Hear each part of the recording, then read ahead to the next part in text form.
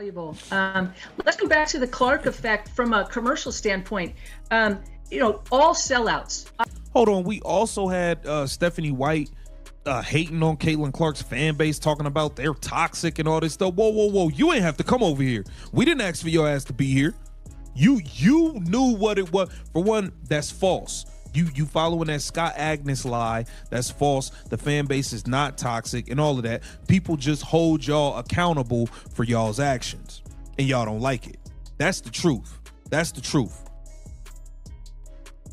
You guys sold out across the spectrum, record ticket prices. I mean, the growth just kept going. Every time you thought there was a ceiling, you guys just broke. This is where it gets uncomfortable. White keeps saying Kelsey Mitchell is the priority. She was the priority last year. She'll be the priority this year. That's fine, unless you have Caitlin Clark on your roster. Then it becomes malpractice. You don't build around a generational player by promising other veterans starring roles. Natasha Howard suddenly talking about MVP contention didn't happen randomly. Someone sold her that dream. Dana Bonner taking Indiana's money, then immediately forcing a trade? That's not coincidence, that's dysfunction. Veterans talk. They sense instability. And when promises conflict with reality, players leave. You can't promise Howard an MVP campaign and maximize Caitlin. You can't prioritize Mitchell's touches and unleash the rookie assist record holder. You can't rebuild around fringe rotation players and expect elite offense. Bluder never made conflicting promises. Everyone at Iowa knew the hierarchy. Caitlin was the engine. Everyone else benefited from the gravity. Indiana is pretending gravity doesn't exist. Lisa Bluder broke it down perfectly. 2 challenges. Build leadership during isolation. Manage the noise when the spotlight becomes unbearable. Stephanie White is failing at the second one by calling the fan base toxic, by changing what worked, by making promises that create internal competition instead of cohesion. She's adding noise instead of filtering it. Here's what Bluder understood and what Indiana is learning the hard way.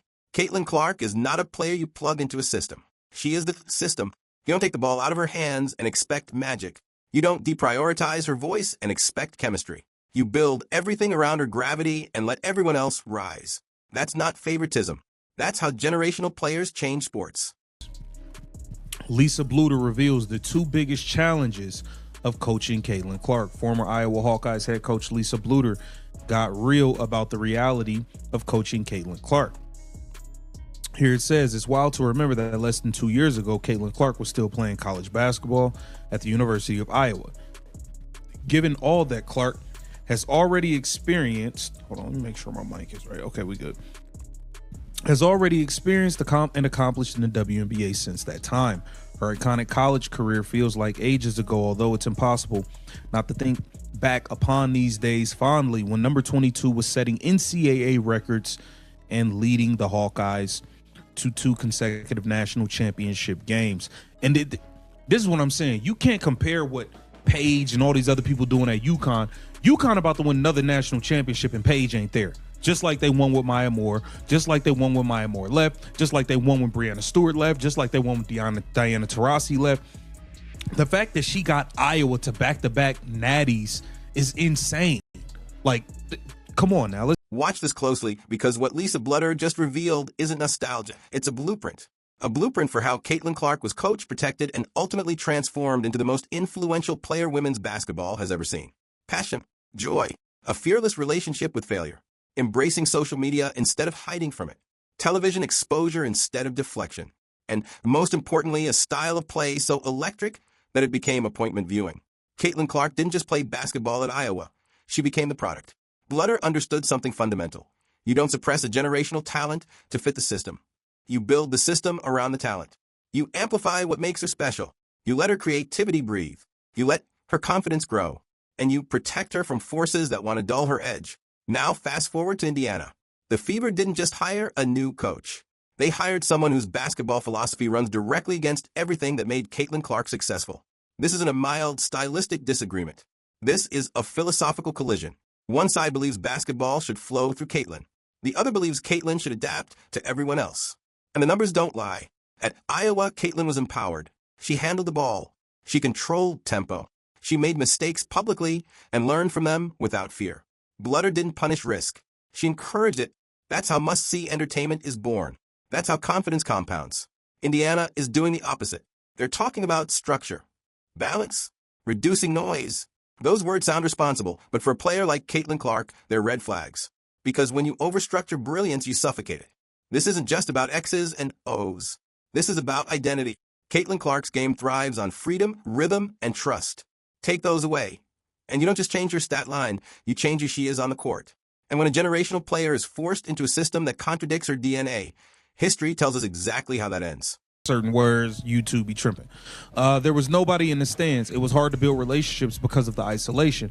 To get her to become a good leader, it took time because she was so used to doing everything on her own, but she learned it, and she learned it really well. Second, at the end of her career, there was so much noise and all the people that wanted a piece of her. I'm amazed at how she handled it. She didn't get a big head. She was still a goofy kid instead of becoming a prima donna. And here she said, Bluder has expressed in the past that it took Clark some time to warm up to her Hawkeye teammates as a freshman before blossoming into a great leader. And her stance on Clark being able to block out all the noise that came during her upperclassmen years also makes sense. Several of Clark's teammates with the Indiana Fever have spoken about her goofy side, which Bluder also alluded to. It's awesome to hear that Clark has managed to keep this aspect of her personality. Let's talk results, because philosophy without outcomes is just theory. 2 consecutive national championship games. Not 1, 2. Iowa, a program that had never reached that level before Caitlin Clark arrived. Lisa Bluder didn't inherit 5-star depth like UConn. She didn't stack McDonald's All-Americans on the bench. She built a contender around one transcendent player and trusted her completely. Caitlin Clark was the system. That's the part people keep missing. Iowa didn't run sets for Caitlin. They ran Iowa through Caitlin.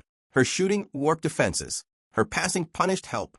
Her confidence lifted everyone else. And Bluder's greatest coaching challenge wasn't strategy, it was timing. First, she had to build leadership during isolation. Then, once Caitlin became the face of the sport, she had to protect her from the noise. She did both. Now compare that to what's happening in Indiana. Stephanie White walked into a team that post-Olympic break had the #1 offense. Caitlin Clark and Kelsey Mitchell were dropping 100-point games. The chemistry was real. The spacing worked. The league noticed. White's response: overhaul everything. Instead of refining what worked, she disrupted it. And the most revealing decision of all? Moving Caitlin Clark to small forward. Not point guard. Not shooting guard. Small forward. Taking the ball out of her hands. That single decision tells you everything. When you take a generational playmaker and remove her control, you're not coaching, you're correcting something that was never broken. Bluder would never have done that. Because Bluder understood something White doesn't seem to grasp. Caitlin's value isn't just in her scoring. It's in her orchestration. You don't mute the conductor and expect the orchestra to sound better. Anytime had Caitlin Clark playing small forward. Yeah, absolutely ridiculous. Put the girl at small forward, taking the ball out her hands. She keeps talking about, oh, this is Kelsey Mitchell's the priority. She was the priority last year. She'll be the priority. This lady don't know what the hell she's doing. I think she was sent over here to sabotage this whole thing. Stephanie White doesn't know what the hell she's doing. You had the #1 offense with the Indiana Fever, especially that post-Olympic break with Caitlin Clark and Kelsey Mitchell putting on shows with Aaliyah Boston night in and night out, scoring 100+ every night. And you come here and change the entire offense. You seem like you're more focused on Ari McDonald, who was at the unemployment line before the season even started. It's just, it doesn't make sense. You went and brought Natasha Howard over here talking to you convinced her that she could win damn MVP. I don't think Natasha Howard pulled that out of thin air talking about winning MVP, okay? Stephanie White clearly made promises to a lot of these veterans to get them to commit to coming here. That's why Natasha Howard was talking about winning MVP. That's why DeWanna Bonner scammed him and ran off with the money and forced to be traded to Phoenix, where she wanted to go anyway. Oh, man, Stephanie White played a big part in all of this, and she's not the coach for Caitlin Clark. I know it. Here's the irony no one wants to say out loud.